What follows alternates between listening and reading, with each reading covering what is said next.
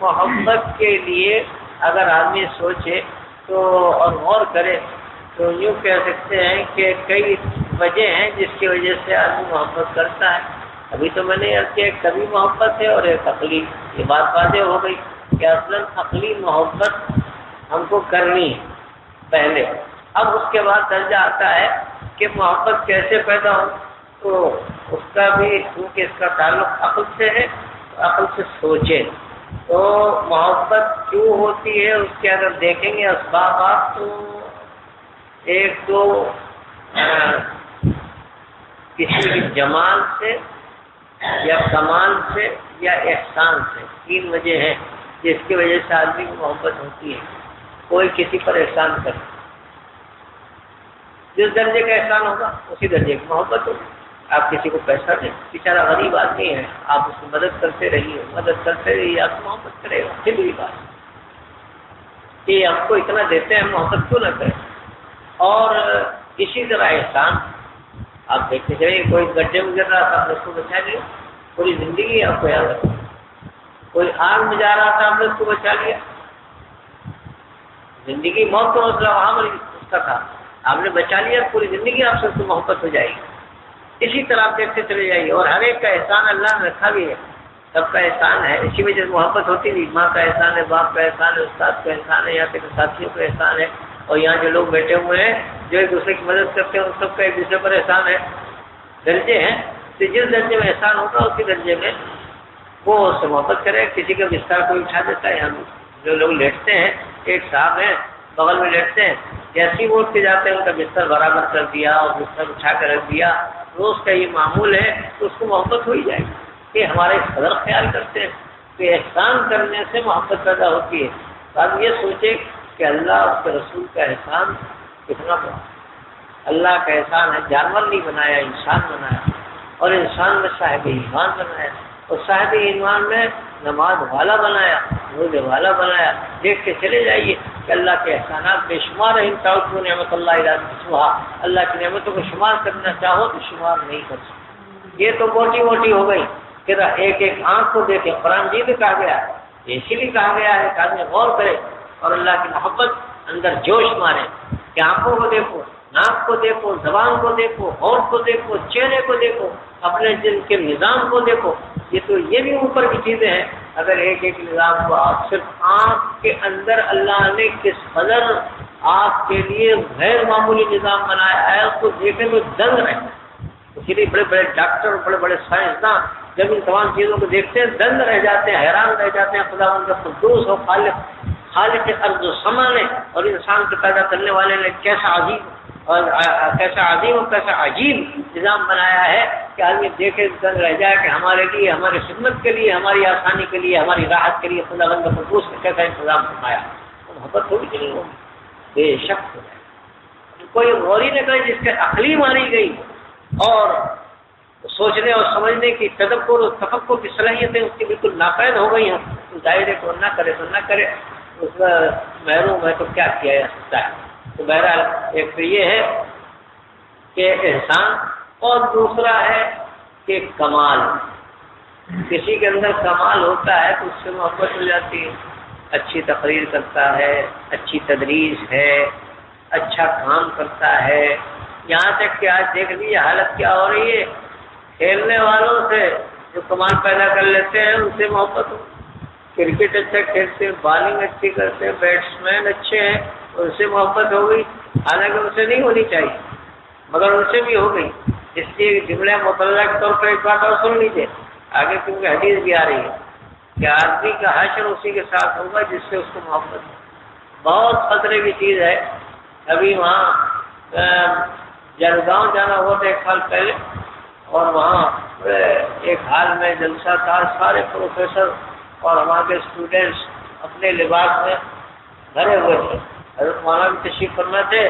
میرے نام بھی ایک پرچہ آ گیا کہ آپ بھی کچھ کہہ دیجیے چند منٹ.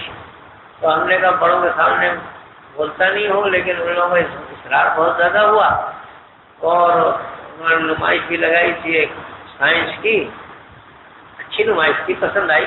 اس میں کئی چیزیں انہوں نے بہت قرآن مجید کے سامنے رکھا، اس میں بہت سی چیزیں ہیں اس کی نمائش لگائی تھی، بہت اچھی طرح. تو جب انہوں نے کہا، ہم نے کہا لمبی بات تو کرنی نہیں ہے، صرف 2 باتیں کہنی ہے، ایک سائنس کے متعلق کہنی ہے، اور یہ ہمارے طلبا سامنے بیٹھے ہوئے پروفیسران بیٹھے ہوئے ہیں، میں ان پروفیسر حضرات کو تو مخاطب نہیں کر سکتا ایک دم سے، میں ان طلبا کے اسٹوڈنٹس کہتا ہوں، بس اتنی سی بات. ہاں یہ عنوان دیا تھا کہ تمام مشکلوں، اس وقت کی مشکلات کا حل کیا ہے؟ تو ہم نے کہا صرف ایک حل ہے، یہ جتنے بیٹھے ہوئے ہیں یہ ناچنے گانے اور کھیلنے کودنے والوں کو اپنا دل دے آئے ہیں، وہاں سے لا کر اللہ اس رسول کے حوالے کرتے سارے مسئلے حل. بس اتنی سی بات ہے جو کہہ رہا ہوں. اور دوسری بات یہ سائنس کے متعلق سن لیجیے کہ سائنس انہوں نے بہت اچھی نمائش لگائی ہے، کیا کہنے، مگر یہ یاد رکھیں جب اسلام کے گھر میں کوڑا کرکٹ آ جاتا ہے تو سائنس نوکرانی ہے، جھاڑو دینے آتی ہے، بس یہی اس کی حیثیت. السلام علیکم. تو یہ ہے اصل بات کہ محبت کمال جس کے اندر ہوتا ہے اس سے محبت ہوتی ہے. تب ظاہر ہے کہ ہم لوگ تو کیونکہ اس قدر دنیا پرست ہو گئے، ظاہر پرست ہو گئے، اور دنیا کے مال و متاع کے اس قدر ریچھے ہوئے ہیں کہ ہماری ساری منتہائے فکر، منتہائے نظر بس یہی چیزیں ہو کر رہ گئی ہیں. اس لیے اس میں جو کمال پیدا کرتا ہے اسی سے محبت کرتے ہیں، اور یہ نہیں دیکھتے کہ کمال کہاں سے آ رہا ہے، فیضان کمال کہاں سے ہے. اگر خدا مند قدوس یہ صلاحیتیں پیدا نہ کرتا اور رسول پاک علیہ السلام کے بتائے ہوئے طریقے پہ دنیا نہ چلتی، اور آپ نے علم کے راستے کے روڑوں کو کس طرح دور کیا ہے اور راہیں ہموار کی ہیں، اگر اس پر امتیں نہ چلی ہوتی تو کیا یہاں تک پہنچ سکتی تھی؟ تو اللہ اس کے رسول کے اندر جو کمال ہے وہ کسی اور کے اندر ہو نہیں سکتا. اللہ کا کمال تو اللہ کی اپنی ذات کے اعتبار سے اس کا کمال ہے، تو اس کے کمال کو تو کوئی نہ پا سکتا ہے، نہ چھو سکتا ہے، اور نہ ادراک کا حق کر سکتا ہے. خدا ہے، اس کا کمال ہے، لیکن سارے کمالات کا سرچشمہ وہی ہے، اور اس کا سب سے بڑا کمال یہ ہے کہ سب سے بڑے صاحب کمال کو بنا دیا، یعنی رسول پاک علیہ السلام کو اس نے وجود بخشا، اور وجود بخشنے کے بعد آپ کو نہ جانے کتنے کمالات سے اپنے ان کو نوازا کہ ساری دنیا آج ان کے کمالات سے فیض پا رہی. تو آدمی سوچے تو ان سے محبت ہو ہی جائے. تیسری بات یہ ہے کہ کوئی اچھی چیز ہوتی ہے اس سے محبت ہوتی ہے. اچھا گلدستہ ہے، اچھا پھول ہے، اچھا منظر ہے، اچھی گاڑی ہے، کوئی چیز بھی اچھی اور خوبصورت ہے، اس سے انسان کو محبت ہوتی ہے، اس کی طرف طبیعت مائل ہوتی ہے. انسان کوئی خوبصورت ہے، اس کی طرف طبیعت مائل ہوتی ہے. یہ انسان کے اندر اللہ تعالیٰ نے رکھا ہے، بے ساختہ وہ خوبصورت کی طرف دوڑتا ہے، لپکتا ہے، اور اس کا دل مائل ہوتا ہے. تو اب اس میں بھی یہ دیکھے کہ ان اللہ جمیل یحب الجمال، اللہ تعالیٰ سے بڑھ کر حسن و جمال والا کون ہو سکتا ہے؟ یہ حسن و جمال کا کہ جتنے پیکر ہیں اور جتنے منظر ہیں اور جتنے حسن و جمال کے نظارے ہیں وہ سب کہاں سے آئے؟ کس نے بنائے؟ کس نے پیدا کیے؟ یہ کہاں سے آ رہا ہے پیدان؟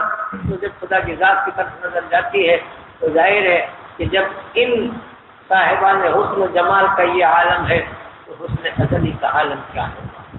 آدمی اس تصور میں کھو جائے، اور اسی وجہ سے نہ جانے کتنے محبان خدا کے ایسے گزرے ہیں کہ اللہ کی یاد میں ایسے کھو گئے اور مست ہو گئے کہ ان کے نام سے ان کو ایسا لطف آتا تھا کہ بسا اوقات یہ ہوا کہ نام لیا اور دل دھڑکنے لگا. قرآن میں ان کا نقشہ بھی کھینچا گیا ہے، اذا ذکر اللہ وجلت قلوبہم واذا تلیت علیہم آیاتہ زادتہم ایمانا. جب اللہ کا ان کے سامنے نام لیا جاتا ہے تو ان کے حضرت شاہ یعقوب صاحب سے کہتے تھے اس کا ترجمہ جو ہے وجلت قلوبہم کرنا مشکل ہے، جو کہہ لو کہ نبضیں تیز ہو جاتی ہیں، دل دھڑکنے لگتا ہے، نبض تیز ہو جاتی ہے، دل دھڑکنے لگتا ہے. یہ سب محبت کے نظارے ہیں اور محبت کے حالات جو پیش آتے ہیں. تو جب اللہ تعالیٰ کی محبت ہو جاتی ہے، نام لیا اللہ کا، کیفیت پیدا ہو گئی. اللہ نے ان کا ذکر کر دیا ہے کہ میرے چاہنے والے ایسے موجود ہیں. تو ظاہر ہے کہ اللہ کے چاہنے والے اور رسول پاک علیہ السلام کے چاہنے والے بھی ایسے ہیں کہ اللہ کے رسول صلی اللہ علیہ وسلم کی محبت ہے کہ ان کا نام لیتے ہیں تو آنسو جاری ہو جاتے ہیں اور دل کی کیفیت بدل جاتی ہے. اور ہمارے بزرگان دین کے واقعات بہت ہیں، اتنے ہیں کہ اگر ان کو سنایا جائے تو بہت، لیکن میں تو کہتا ہوں اس زمانے میں بھی اللہ نے ایسے لوگ رکھے ہیں۔